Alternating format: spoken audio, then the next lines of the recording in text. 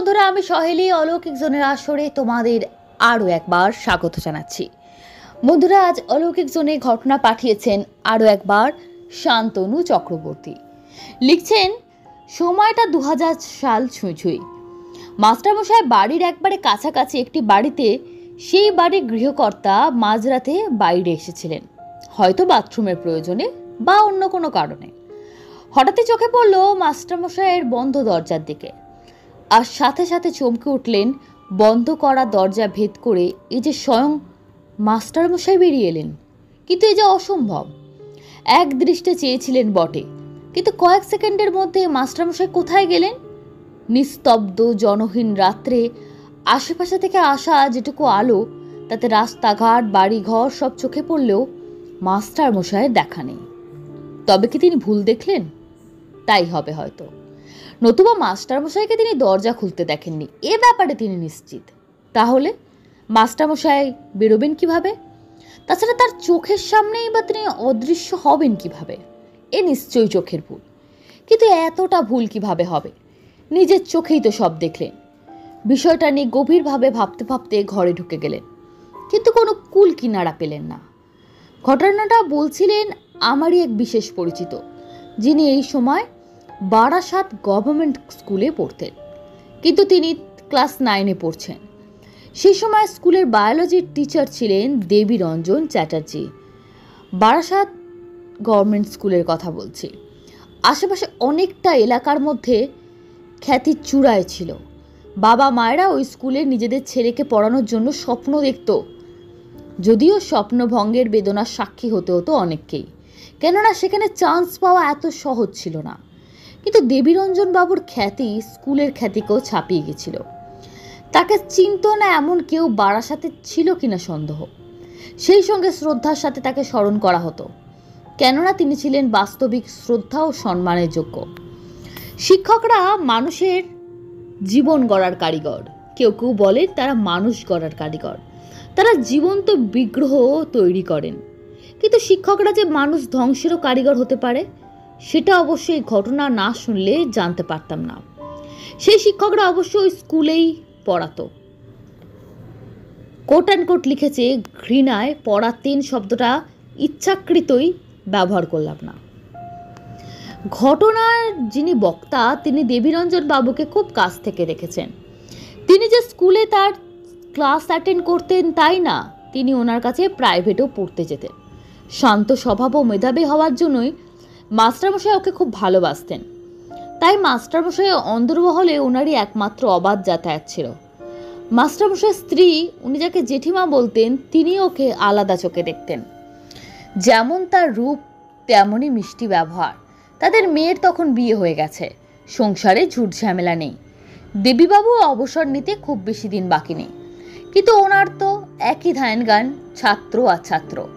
তাই স্কুলে যখন পড়াতেন, পিন পড়লে শব্দ হবে এমন নিস্তব্ধতা ক্লাসরুমে বিরাজ করত। এতটাই কড়া প্রকৃতির ছিলেন। কোনো ছাত্র পড়া বুঝতে না পারলে বারবার বোঝাতেন, বিরক্ত ছিল না। পড়া বোঝাতে গিয়ে ঘড়ি ঘন্টা এসবের কোনো জ্ঞান থাকতো না। শুধু স্কুলে না, তার কাছ থেকে 9-10-এ লাইফ সায়েন্স পড়তে আসতো অন্য স্কুলের ছাত্ররাও, এমনকি মেয়েরাও। এমনই ছিল তার পড়বার খ্যাতি। শুধু স্টুডেন্টের মধ্যে কোনো গরিব ঘরের ছেলে মেয়ে সেই সময় ঠিক মাইন না দিতে পারলে তাদের তিনি সেই বিষয়ে কখনো স্মরণ করাতেন না। টাকা পয়সা ভোগ বিলাস কোনো বিষয়ে তার আগ্রহ ছিল না। তার একটাই লক্ষ্য ছিল, নির্বোধ অমনোযোগী স্টুডেন্টটিও যেন অন্তত লাইফ সায়েন্সের পরীক্ষায় ভালো রেজাল্ট করে।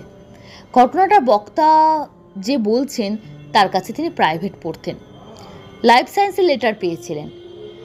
আমি কথা প্রসঙ্গে তাকে জানাই, লাইফ সায়েন্সে আমিও লেটার পেয়েছিলাম, যদিও সেভাবে আমি কারোর কাছে প্রাইভেট পড়িনি। এক্ষেত্রে একটা কথা বলা আবশ্যক, দেবীরঞ্জন বাবু ঘটনার বক্তাকে ক্লাস 10-এ প্রাইভেটে পড়াতে পারেননি, তবে ক্লাস 9-এ তিনি তার লেটার পাবার ভিত তৈরি করে দিয়েছিলেন। তা বললেন, স্যার নাকি একদিন স্কুলে তাদের বলেছিলেন, দেখে নিস, আমি আর ক্লাস 10-এ তোদের পড়াতে পারবো না। অপ্রত্যাশিত এই কথা শুনে সবাই ব্যথিত হয়েছিল, কিন্তু কেউ তাকে আর প্রশ্ন করার সাহস পায়নি। অবশ্য স্টুডেন্টরা জানতো যে স্যারের মনটা ভালো নেই, সবসময় উদাস হয়ে থাকেন। যদিও পড়ানোর ক্ষেত্রে কোনো খামতি নেই, তবু সে আগেই দেবীর বাবু আর নেই, ভেতর থেকে যেন ধীরে ধীরে ক্ষয়ে যাচ্ছেন, নিজেকে লোক সমাজ থেকেও গুটিয়ে নিচ্ছেন। এটা শুধু ছাত্রদেরই না, অনেকেরই নজরে পড়েছে। এখনকার ভাষায় যাকে বলে ডিপ্রেশন। যদিও সেই সময়টা শব্দবহুলতার প্রচলন হয়নি, কিন্তু দেবীবাবুর ডিপ্রেশন কেন হবে যার সংসারে কোনো অশান্তি নেই? দিবা রাত্রি ছাত্রছাত্রীদের মধ্যে ডুবে থাকেন। নাম, যশ, সম্মান, প্রতিপত্তি কোনো কিছুর অভাব নেই। আর ধন সম্পদের কথা তো কোনো সীমা নেই। লোকেরা দেখেছে বারাসাত থানার উল্টো দিকে স্টেট ব্যাংক অফ ইন্ডিয়ার মাঝে মাঝেই একটা ছোটোখাটো ব্যাগ ভর্তি টাকা তিনি রাখতে যেতেন। যদিও সেটাই তার কাল হলো। তার কিছু কলিগ, ওই স্কুলেরই টিচাররা দেবীবাবুকে নানা প্রকার ব্যঙ্গ বিদ্রুপ করতেন। তার অপরাধ একটাই, সেটা তার ধন সম্পত্তি। আর এই অগাধ সম্পত্তির একটাই কারণ, প্রাইভেট টিউশনে তার জনপ্রিয়তা। তারাও নিজ নিজ সাবজেক্টে টিউশন পড়ায় বটে, কিন্তু নিজের স্কুলের হাতে গোনা ছাত্রই পড়তে আসে। কিন্তু দেবীবাবু যে কি জাদু করেছে কে জানে, গোটা বারাসাতের ছাত্র সমাজ তার বাড়িতে আশ্রয় নিয়েছে লাইফ সায়েন্স পড়বার জন্য। এই জন্য তার ক্রমবর্ধমান ব্যাংক ব্যালেন্স সময়ের সঙ্গে তালে তাল মিলিয়েই বেড়েছে।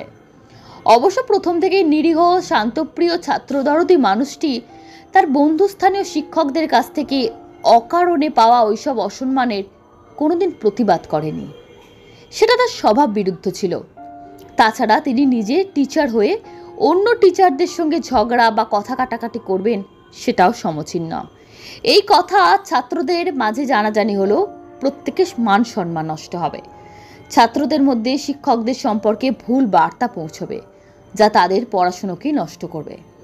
কিন্তু দেবীরঞ্জনবাবু বিনা প্রতিবাদে ওইসব ঈর্ষাপারণ শিক্ষকরা দিনে দিনে তাকে অপমানসূচক কথা বলে তাকে মানসিকভাবে পীড়ন করতে করতে শেষ করা শুরু করে দেয়। এইসব কথা ছাত্রদের কানে পৌঁছলে তাদের আর লজ্জার শেষ থাকে না। স্কুলে আসায় তার কাছে বিভীষিকা হয়ে দাঁড়ায়। যারা দিনের পর দিন তাকে অপমান করে চলেছে তারা কোনো ক্রিমিনাল বা অশিক্ষিত নিম্ন স্তরের প্রাণী না, নাম করা স্কুলের শিক্ষক। এটা ভাবতেই তার অবাক লাগে, কিন্তু তার এই মনোবেদনা কারোর কাছে ব্যক্ত করেন না। স্ত্রীর কাছে সেভাবে না, যেমনটা পরে জানা গেছিল। সবচেয়ে বড় কথা, তার যে অগাধ সম্পত্তির জন্য তার প্রতি ঈর্ষা, সম্পত্তির প্রতি তার ভ্রুক্ষেপই ছিল না। কোনো ব্যাপারে তার অহংকার ছিল না। অতি সাদামাটা জীবনযাপন করতেন। শাক পোশাকেও কোনো বাহুল্য ছিল না।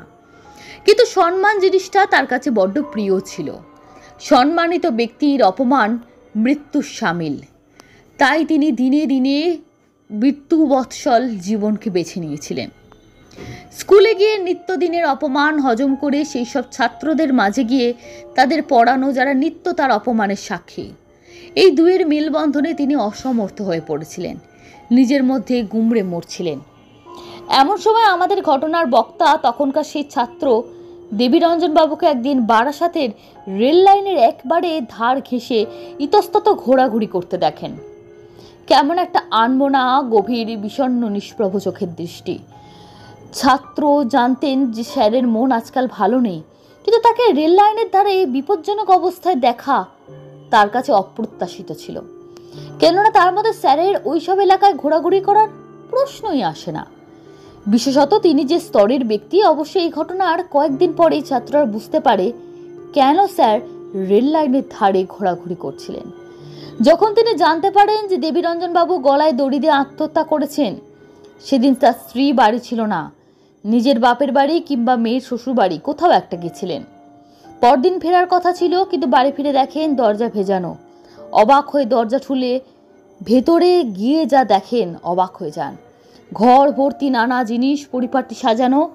ভালো করে নজরে আসতেই দেখেন এ তো সব শ্রাদ্ধের জিনিসপত্র, কিন্তু এখানে এসব কে রাখলো? সব প্রশ্নের উত্তর জানতে সামনের ঘরে এগিয়ে গেছিলেন তার স্বামীর কাছে। যা চোখে পড়ে তাতে তার চোখ স্থির হয়ে যায়।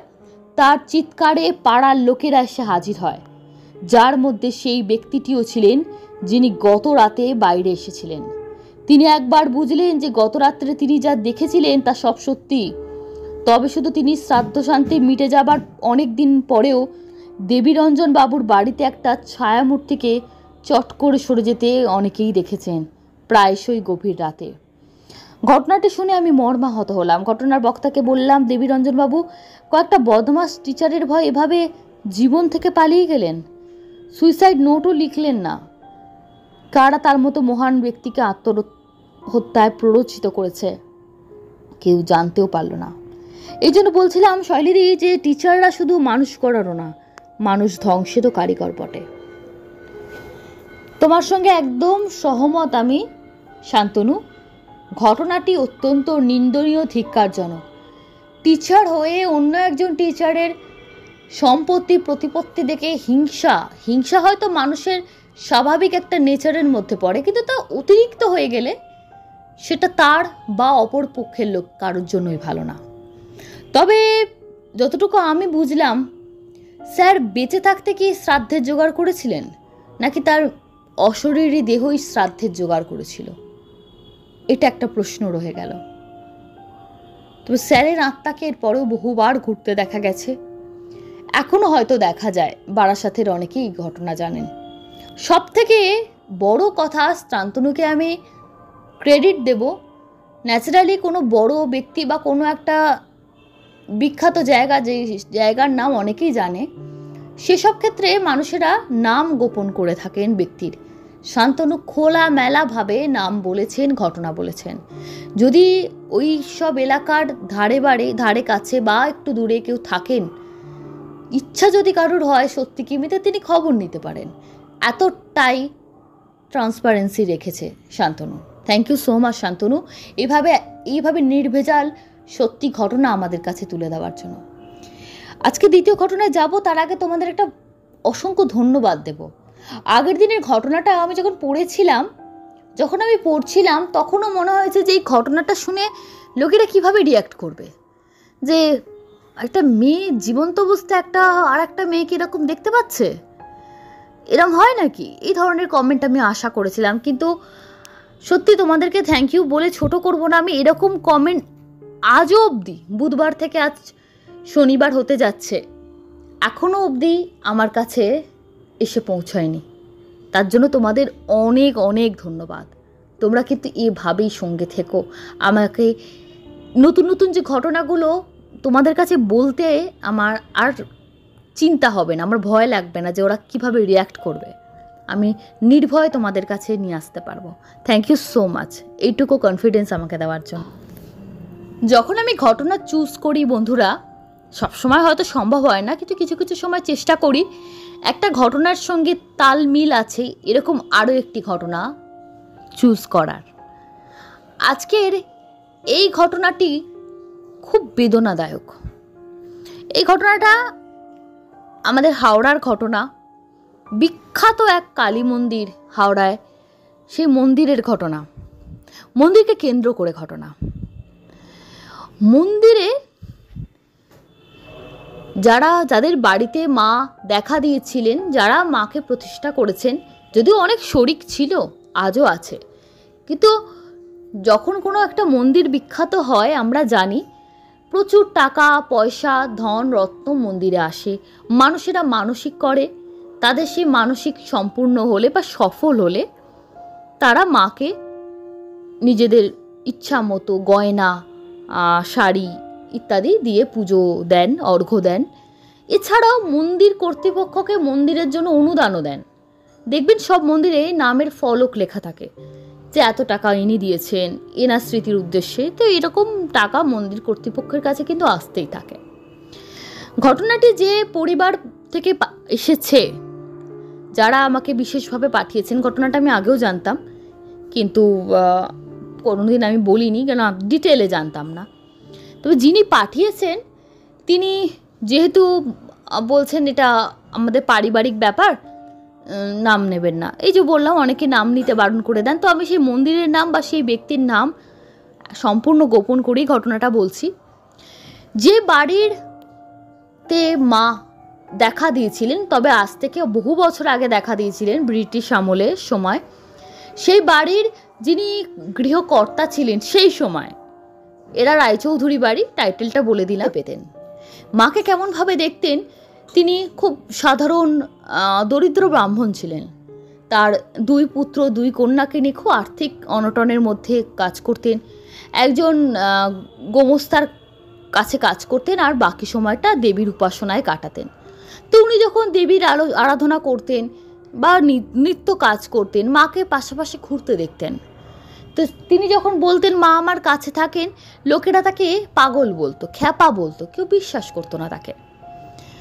তো এরকম একটা সময় তিনি একদিন রাত্রে স্বপ্ন দেখেন, তার স্বপ্নের কথা স্ত্রীকে বলেন। সংসারে অভাব, ছোট ছোট ছেলেমেয়েরা অভাবের তাড়নায়, খিদের তাড়নায় কাঁদতে কাঁদতে ঘুমিয়ে যায়। সেই সংসারে ঈশ্বরের বেশি গল্প আলাপ স্ত্রীরও ভালো লাগতো না, বলতো তুমি চুপ করো তো বাপু, পারলে দুটো রোজগার করো, মা কি তোমায় খাওয়াবেন? তা উনি একদিন এইসব স্ত্রীর কাছে গঞ্জনা শুনতে শুনতে একদিন বেশ জোর গলায় বললেন, হ্যাঁ মাই আমাকে খাওয়াবে, কাল সকালে দরজা খুলে দেখবি, খুব রাগের চোটে স্ত্রীকে তুই করে বলছেন, দরজা খুলে দেখবি মা এক হাঁড়ি ভাত রেখে গেছে, তাই খাস, ছেলে মেয়েদের খাওয়াস, বলে উনি শুয়ে পড়েছেন। রাগের মাথায় বলা কথা আজ থেকে অত বছর আগে সত্যি হয়ে যায়। পরের দিন সকালে স্ত্রী যখন দুয়ার খুলছেন, বাড়ির যে সদর দুয়ার খুলে দেখছেন, সেখানে সত্যি সত্যি পরমান্ন রাখা আছে একটা পেতলের হাঁড়িতে। তাতে এত সুবাস আসছে, সে সুবাসে চতুর্দিক মম করছে, যারা একটা জাগতিক সুবাস, সাধারণ পরমান্নের সুবাস না, এর মধ্যে যেন অন্য কিছু আছে। সেই পরমান্নের হাঁড়ি বংশ পরাক্রমে আজও সেই বাড়িতে আছে, পরিবারের সম্পদ হিসাবে বাড়িতে একদম খুব গুপ্ত জায়গায় রাখা আছে। একটা পেতলের হাঁড়িতে মা খাবার দিয়ে গেছিলেন, সে খাবারে ক্ষুধার্ত শিশু, স্ত্রী এবং ওনারও ক্ষুধা নিবারণ হয়েছিল। সেই সময় উনি রাত্রেবেলা মায়ের কাছে খুব কেঁদে বলেছিলেন, মা খাবার দিয়ে গেলি, একবার দেখা করে গেলি না। মানে কত সহজ সরল একটা মানুষ হতে পারে। মা ওনাকে তার 2.5 দিন বাদে স্বপ্ন দেন, ঠিক 2.5 দিন বাদে, এই ঘটনার 2.5 দিন বাদে, যে বাবা তোর কাছে তো আমি এসেছিলাম, তুই আমার হয়ে এত বড় কথা দিলি বউরে, আমি তোর কথা রাখবো না? আমি এসেছিলাম, নিয়ে খেয়েছিস পেট ভরে, আবার খিদে পেলে আবার দেবো, তুই যে বললি মা এসে খাওয়াবে, তাই খাইয়ে দিয়ে এলুম, আমার বাপু অত সময় কথায় দাঁড়িয়ে থাকার। তো এটা ওনার স্বপ্নে উনি দেখেছেন, মা ওনার সঙ্গে, মায়ের সঙ্গে ওনার কথোপকথন হচ্ছে।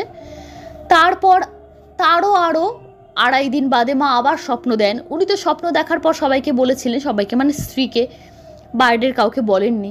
লোকে তো ওনাকে এমনি খ্যাপা পাগল বলতো, যে এরকম মায়ের স্বপ্ন দেখেছি, মা এই আমাকে বলছেন। তো এরকম একটা সময় রাত্রে আবার উনি স্বপ্ন দেখছেন,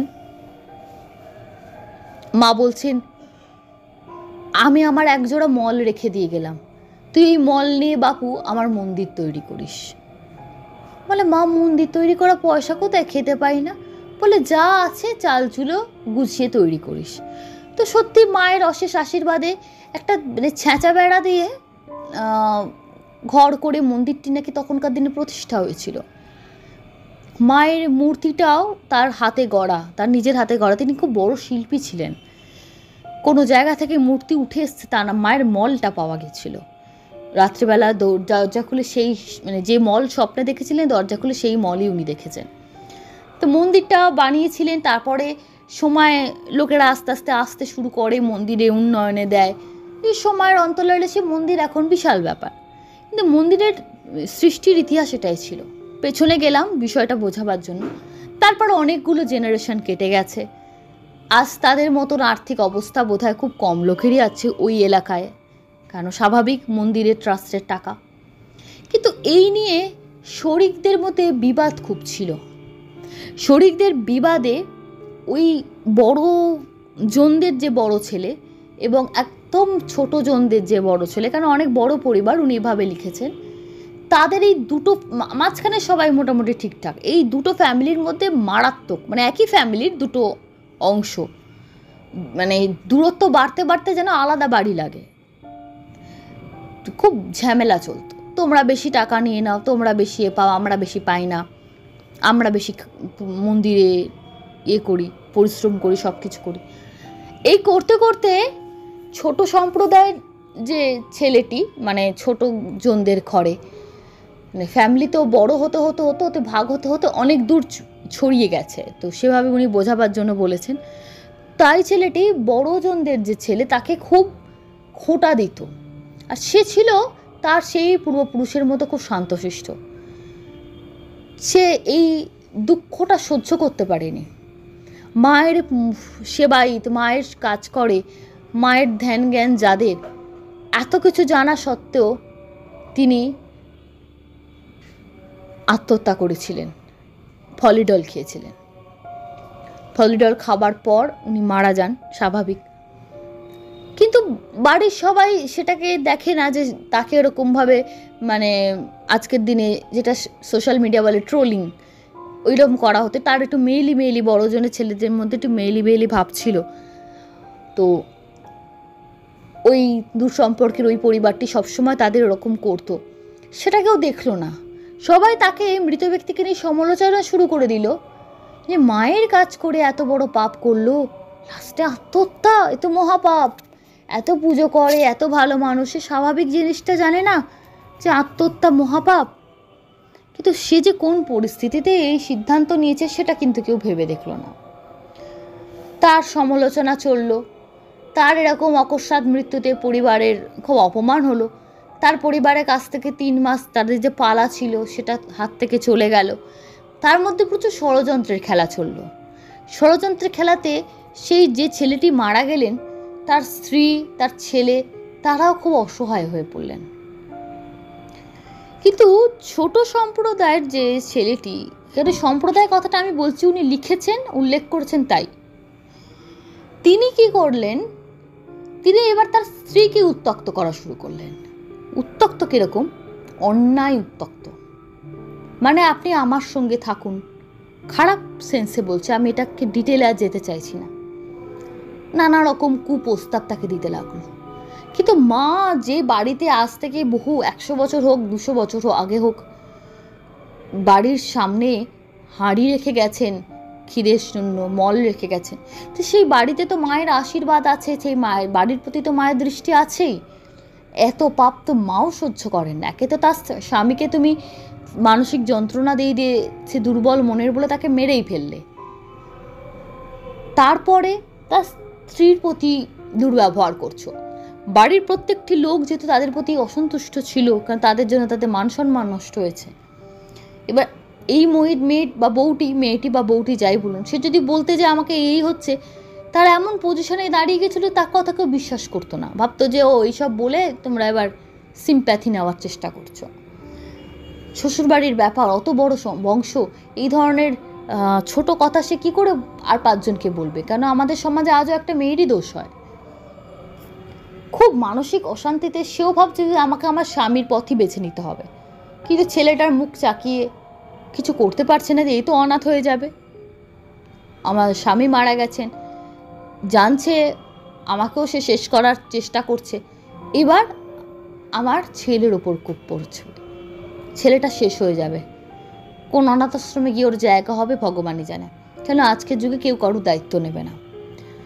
তো এইরকম একটা সিচুয়েশনে ঠিক এভাবে মাস 6 চলেছিল। ভদ্রমহিলা মানসিক যন্ত্রণা সহ্য করতেন, নানা রকম তাকে কুপ্রস্তাব, নানাভাবে। একই বাড়ির মধ্যে তো, বাড়িটা বিশাল বড়, কোথায় শুরু কোথায় শেষ কেউ বলতে পারে না। কখন আসতো এসে আর সবাইকে দেখাতো যে আমি বৌদির খবর নিচ্ছি, দাদা চলে গেছে, বৌদির খুব করছি, দাদার ছেলেকে দেখাশোনা করছি, তাকে নিয়ে চুল কাটাতে নিয়ে যাচ্ছি, তাকে মেলায় নিয়ে গিয়ে বেলুন কিনে দিচ্ছি। সবার সামনে এত সুন্দর একটা ছবি সাজিয়েছিল যাতে কেউ তাকে আর অবিশ্বাস না করে। এবার এমন একটা কিছু যে বউটা যদি কিছু বলতে যায় তার নামে, তাকেই লোকে বলবে ও তোমাদের এত উপকার করছে, তোমরা তাকে বদনাম দিচ্ছ, মানে এরকম একটা সিচুয়েশন সে ক্রিয়েট করেছে। তো সে দাঁতে দাঁত চেপে সহ্য করতো। ও বাড়িতে ঢুকলেই, মানে ওদের ঘর বা ওদের যে পোর্শনে ঢুকলেই ওর টেনশন হতো যে আবার আসছে। যখনই দেখতো বাড়িতে লোকজন কম, ফাঁকা ফাঁকা, তখন সে এসে নানা রকম আজে বাজে কথা, হাত ধরে টানা, নানা রকম ঘৃণ্য মানসিকতা সে পরিচয় দিত। এভাবে 6 মাস চলার পর যে লোকটি এরকম ঘটনা ঘটাচ্ছে তারও কিন্তু একটা মেয়ে, ছেলে, স্ত্রী সব আছে। তিনি কিন্তু অবিবাহিত কোনো পুরুষ নন, এটা ঘটনার স্বার্থে জানিয়ে রাখি। এভাবে চলার পর 6 মাস তো বললাম কেটে গেছে, 6 থেকে 8 মাসের মধ্যেই সেই লোকটি বাজারে এমন বাইকে অ্যাক্সিডেন্ট করলো, তার পাটা গুঁড়ো গুঁড়ো হয়ে ভেঙে গেল। তারপরে সেখানে ভাঙা পা তো সারানো হলো, সেখান থেকে একটা টিউমার সৃষ্টি হলো। বর্তমানে সেই টিউমার থেকে ক্যান্সার দাঁড়িয়ে গেছে। কোথা থেকে কোথায় আসছে, বিছনায় শয্যাশায়ী, তার স্ত্রী, তার ছেলে মেয়ে তাকে নিয়ে ব্যতিব্যস্ত। তো মা হয়তো আর স্বপ্নে আর দেখা দেন না, তাই সেই বউটিকেও দেননি। এত ভাগ্যবান তো কমজনই হয়।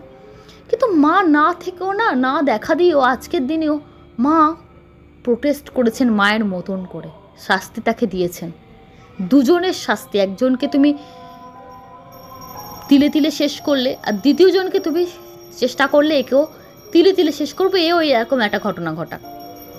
একজনকে পারলে একজনের ক্ষেত্রে তুমি বিফল হলে, কারণ সে মা তার সন্তানের মুখ চেয়ে কোনো রকম আত্মহত্যা এই ধরনের স্টেপ নেয়নি। এই মানুষকে মাই শাস্তি দিলেন।